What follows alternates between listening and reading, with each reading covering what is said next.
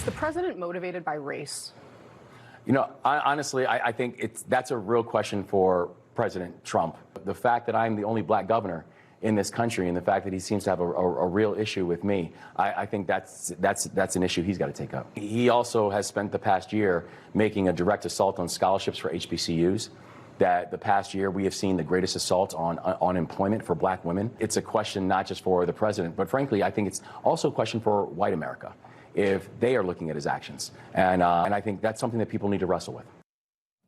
If Wes Moore's lips are moving, he is lying to you. Tonight's red-hot video, Maryland's Democratic Governor Wes Moore, with the assist from CNN's Casey Hunt, taking another chance, you'll never believe this, to call President Trump a racist. The CNN anchor served up the opportunity like mercy on the tennis court for Wes Moore to make the baseless claim on a silver platter on the same day that a fake news colleague from CBS absurdly questioned just when the media accused President Trump of being a racist.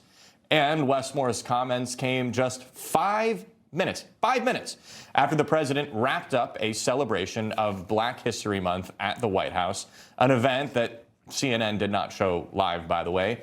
Maybe it's because of comments like these from the special guest there did not quite fit CNN's narrative.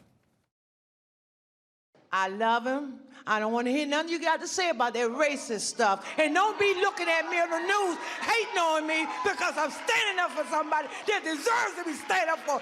Get off the man's back. Let him do his job. He's doing the right thing. Back up off of him. And Grandma said it.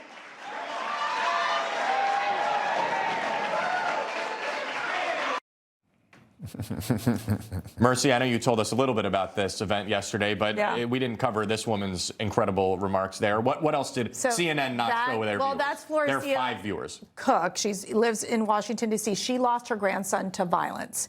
And so she supported the president's efforts of bringing in the National Guard in helping to reduce crime in the nation's capital. And guess what? It worked. To help stop murder. Guess who tries to stop the president from, bringing in the National Guard to help their cities? Let me guess. Democrats. Yeah. Brandon Johnson. They sued. Over in Chicago and these other places. So, look, these are the stories. These are the real stories. There was another woman, too, who talked about losing her son to drugs, and then because of school choice was able to save her daughter's life. I mean, there are these real stories of individuals who have been impacted by Donald Trump's policies, his commitment to providing more opportunity, more prosperity, and safer streets for our minority communities. Jason, my former colleague Andrew Kerr at the Washington Free Beacon has been doing amazing work documenting Wes Moore's latest fabrication, which is about how his family fled South Carolina. I don't even know what Wes Moore said, because neither does he, because he made up the entire thing. What do you make of our governor on the national stage in his latest appearance here? So, I think one of the things he said, he's like, look, the question whether he's racist, that's for him to answer. What he said is, I do have questions, which is, why would he be the only governor that was not included in that meeting? He had questions about that tweet that Donald Trump sent out with the Obamas as monkeys. He had questions about why there have been major job losses for black women specifically. Now, I would add that there wasn't job growth for anybody in 2025. But, I think he has some serious questions about that. HBCU funding, which the Biden administration put $16 billion into. Why are those scholarships being rolled back now? And as far as the murders, Brandon Johnson has overseen the lowest murders in the city of Chicago since the 60s.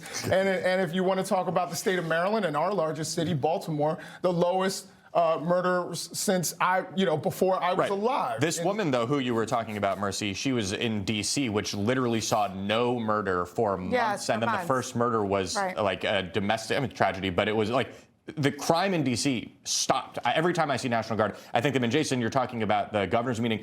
And look, I think Trump should have every governor at the meeting. I covered in 2021, I think, how Biden would not invite Republican governors whose states were on fire, literally, to meetings about wildfires. You should invite everyone. But Jared Polis, the governor of Colorado, also wasn't invited. Look, I think Trump should invite all of them. But Wes Moore obviously lying again if he's saying that he is the only... Okay, so Jared Polis and... No, of course. Look, I mean, Trump did not invite 2 Democratic governors. Information. Truth is freedom. Is Newsmax. It's real news for real people.